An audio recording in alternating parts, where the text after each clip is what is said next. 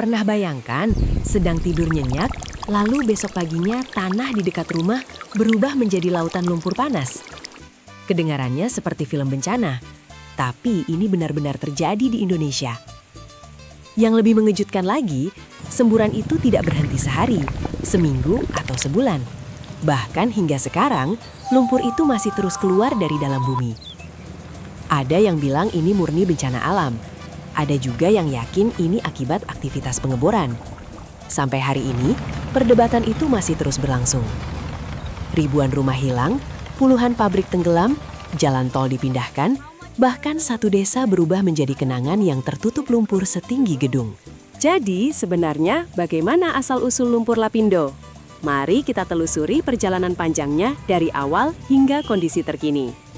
Sebelum terkenal karena lumpur, daerah Porong Sidoarjo hanyalah kawasan biasa yang dipenuhi permukiman, sawah, tambak, dan aktivitas industri yang berkembang pesat.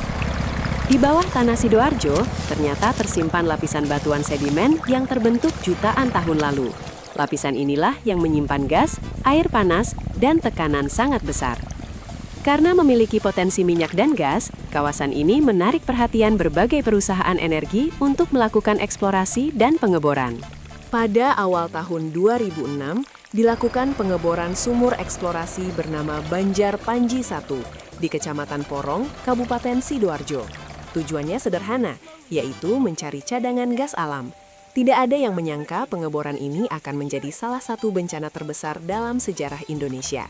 Tanggal 29 Mei 2006, sekitar pukul 5 pagi, warga Porong dikejutkan suara gemuruh dari arah lokasi pengeboran. Awalnya banyak yang mengira hanya suara mesin biasa. Ternyata, hari itu sejarah baru sedang dimulai. Pengeboran Banjar Panji 1 terus berlanjut semakin dalam. Setiap meter yang berhasil ditembus membawa harapan menemukan cadangan gas alam. Sayangnya, tidak semua kejutan di bawah tanah bisa masuk laporan kerja. Para teknisi terus memantau tekanan di dalam sumur menggunakan berbagai alat. Semua terlihat masih terkendali. Namun, jauh di bawah permukaan, tekanan alam sedang menyimpan cerita yang berbeda. Lapisan batuan yang dibor ternyata menyimpan air panas, gas, dan fluida bertekanan tinggi yang telah terjebak selama jutaan tahun. Ibarat botol minuman bersoda, isinya tampak tenang sebelum tutupnya dibuka.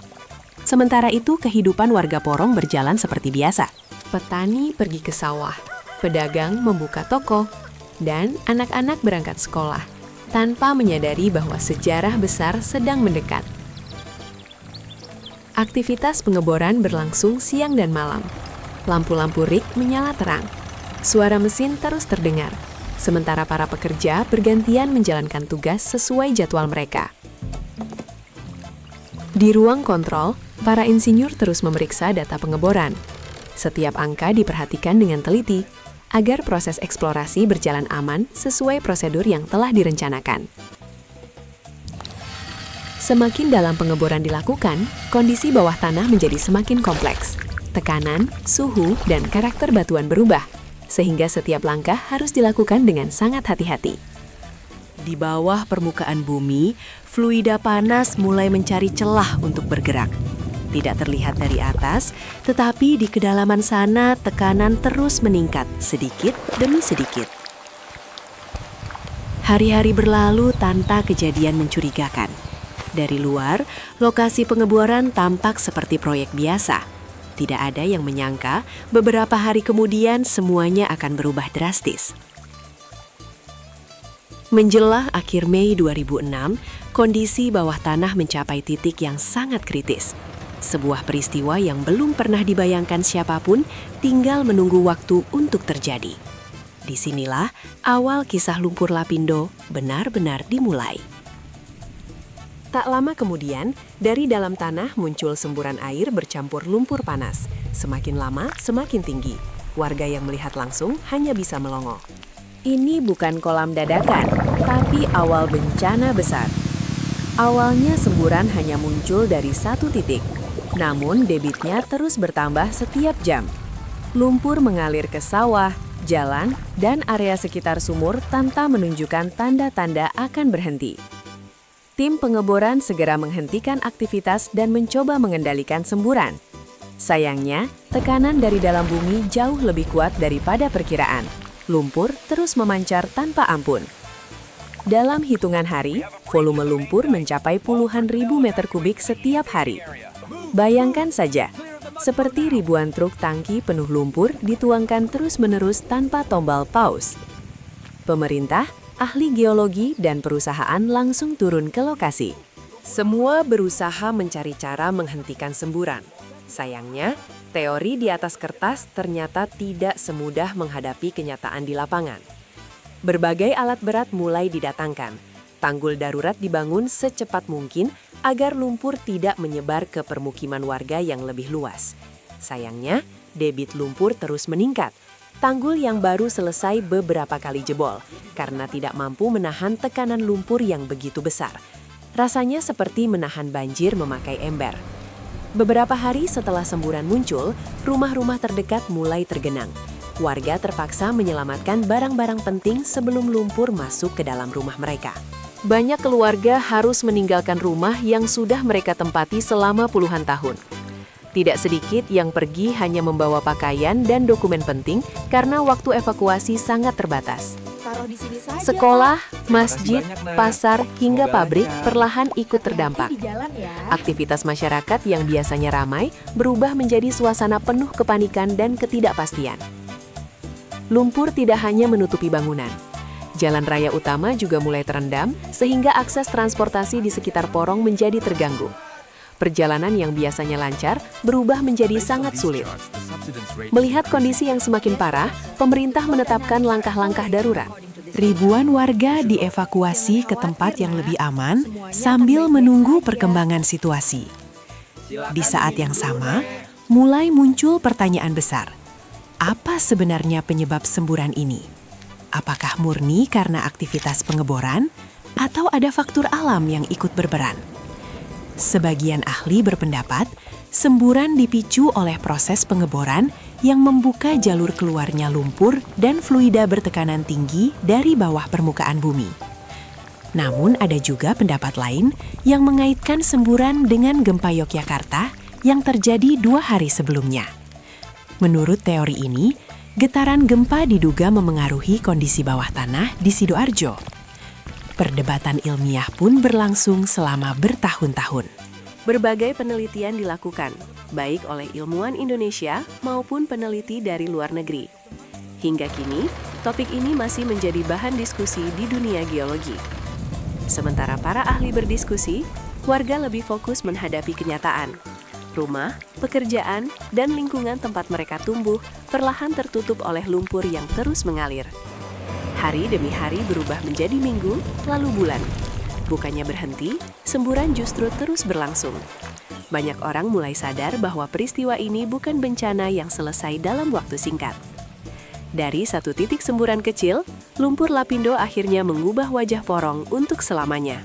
Lalu, seberapa besar sebenarnya dampak yang ditinggalkan bagi masyarakat dan lingkungan? Kita bahas di bagian berikutnya. Semakin hari, wilayah yang tertutup lumpur semakin luas. Desa-desa yang dulu dipenuhi suara ayam, anak bermain, dan pedagang keliling perlahan berubah menjadi hamparan lumpur sejauh mata memandang. Lebih dari belasan desa terdampak secara langsung. Ribuan rumah tenggelam hingga atapnya tak lagi terlihat. Dari kejauhan, hanya tampak lautan lumpur berwarna abu-abu kecoklatan. Bukan hanya rumah yang hilang, sekolah, tempat ibadah, pasar, hingga kantor pemerintahan ikut tertelan lumpur. Bangunan yang dulu ramai, kini tinggal kenangan dalam foto-foto lama. Banyak warga kehilangan pekerjaan karena pabrik-pabrik di sekitar lokasi ikut terendam. Ada yang harus memulai hidup dari nol. Rasanya seperti mengulang permainan, tetapi tanpa tombol restart. Jalan tol Surabaya Gempol juga terdampak. Beberapa ruas harus ditutup. Dan akhirnya dibangun jalur baru agar kendaraan tetap bisa melintas dengan aman. Jalur kereta api sempat terganggu akibat genangan lumpur. Perjalanan yang biasanya lancar harus diatur ulang demi menjaga keselamatan penumpang dan kelancaran transportasi. Listrik, air bersih, dan berbagai fasilitas umum ikut terdampak. Warga yang mengungsi harus beradaptasi dengan lingkungan baru, sambil berharap keadaan segera membaik. Pemerintah bersama berbagai instansi membangun tanggul yang lebih tinggi dan lebih kuat. Tujuannya satu, yaitu menahan agar lumpur tidak terus meluas ke wilayah lain. Membangun tanggul ternyata bukan pekerjaan mudah. Lumpur terus mengalir siang dan malam. Ibarat mengepel lantai saat keran masih terbuka, pekerjaan itu harus dilakukan tanpa henti. Selain membangun tanggul, dibuat pula saluran khusus untuk mengalirkan sebagian lumpur menuju Sungai Porong. Langkah ini dilakukan agar volume lumpur di area semburan dapat dikendalikan. Berbagai cara pernah dicoba untuk menghentikan semburan, termasuk memasukkan bola-bola beton ke dalam sumur. Ide itu sempat menarik perhatian, tetapi hasilnya belum mampu menghentikan lumpur sepenuhnya. Para ahli geologi terus melakukan penelitian. Mereka mempelajari tekanan bawah tanah, struktur batuan, hingga kandungan lumpur untuk memahami perilaku semburan yang sangat unik ini. Di sisi lain, proses pendataan korban terus dilakukan. Pemerintah dan perusahaan berupaya menyusun mekanisme ganti rugi bagi warga yang kehilangan rumah, tanah, maupun tempat usaha. Proses pembayaran ganti rugi berlangsung dalam waktu yang tidak singkat.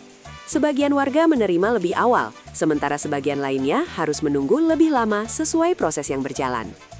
Meski menerima ganti rugi, banyak warga mengatakan bahwa uang tidak bisa menggantikan kenangan. Rumah bisa dibangun lagi, tetapi kampung halaman yang hilang sulit untuk dikembalikan. Seiring waktu, kawasan sekitar semburan berubah total.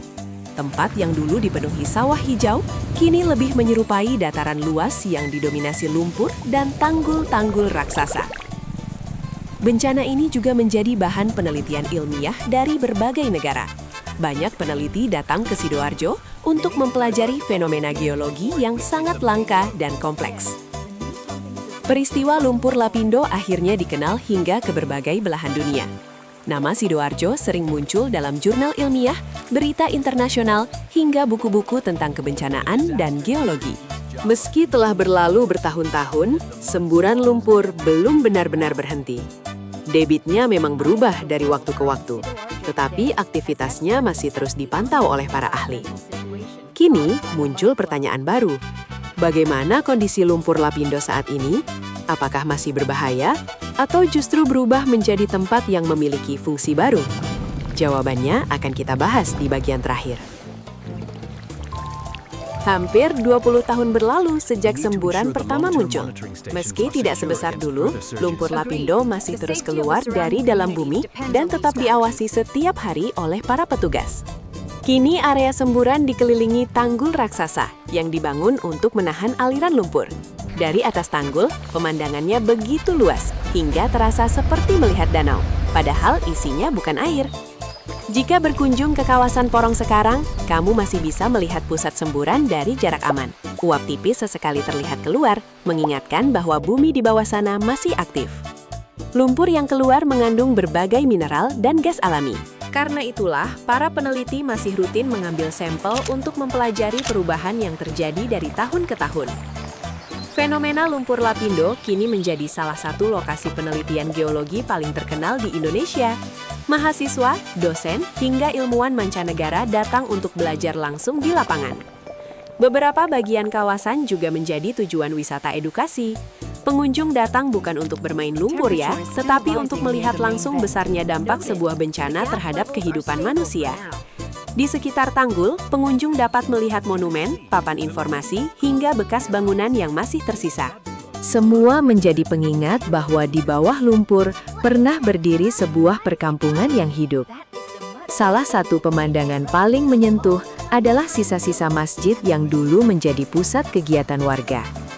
Kini bangunan itu menjadi simbol ketabahan dan pengingat akan besarnya perubahan yang terjadi.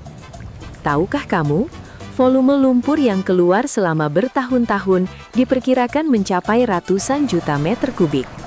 Jumlahnya sangat besar, hingga sulit dibayangkan hanya dengan angka. Meski begitu, para ahli terus memantau aktivitas semburan menggunakan berbagai alat modern. Tujuannya, agar setiap perubahan dapat diketahui lebih cepat, dan resiko terhadap masyarakat tetap terkendali. Peristiwa lumpur Lapindo juga mengajarkan pentingnya penelitian geologi sebelum melakukan pengeboran. Alam memang menyimpan banyak kekayaan, tetapi juga memiliki kekuatan yang harus dihormati. Bencana ini menjadi pelajaran berharga bagi dunia industri. Setiap proyek besar harus memperhatikan aspek keselamatan, lingkungan, dan dampaknya terhadap masyarakat sekitar, bukan hanya hasil akhirnya. Di balik semua cerita sedih, ada semangat luar biasa dari para penyinta. Banyak warga berhasil membangun kehidupan baru, membuka usaha, dan bangkit meski pernah kehilangan hampir segalanya. Anak-anak yang dulu mengungsi, kini banyak yang telah tumbuh dewasa. Mereka membawa cerita tentang kampung halaman yang mungkin hanya bisa mereka kenang lewat foto dan kisah orang tua. Lumpur Lapindo bukan sekedar cerita tentang lumpur panas. Peristiwa ini adalah kisah tentang alam, ilmu pengetahuan, perjuangan manusia, dan pentingnya belajar dari pengalaman masa lalu. Sampai sekarang, perdebatan mengenai penyebab utama semburan masih menjadi bahan diskusi di kalangan ilmuwan. Namun satu hal yang pasti, dampaknya benar-benar mengubah wajah Sidoarjo untuk selamanya. Setiap kali melihat kawasan lumpur Lapindo, kita diingatkan bahwa bumi selalu bergerak dan menyimpan kejutan. Kadang memberi manfaat, kadang menguji manusia dengan cara yang tidak pernah diduga. Semoga kisah ini membuat kita semakin menghargai ilmu pengetahuan, menjaga lingkungan, dan selalu mengutamakan keselamatan dalam setiap kegiatan yang berhubungan dengan alam. Kalau menurutmu, apa pelajaran terbesar dari peristiwa lumpur Lapindo? Tulis pendapatmu di kolom komentar ya. Siapa tahu komentar kamu bisa membuka sudut pandang baru untuk penonton lainnya. Kalau kamu suka video sejarah, geologi, dan fakta unik Indonesia yang dikemas ringan, jangan lupa like, subscribe, dan aktifkan loncengnya. Tulis juga daerah mana yang ingin kita bahas berikutnya. Sampai jumpa di video selanjutnya.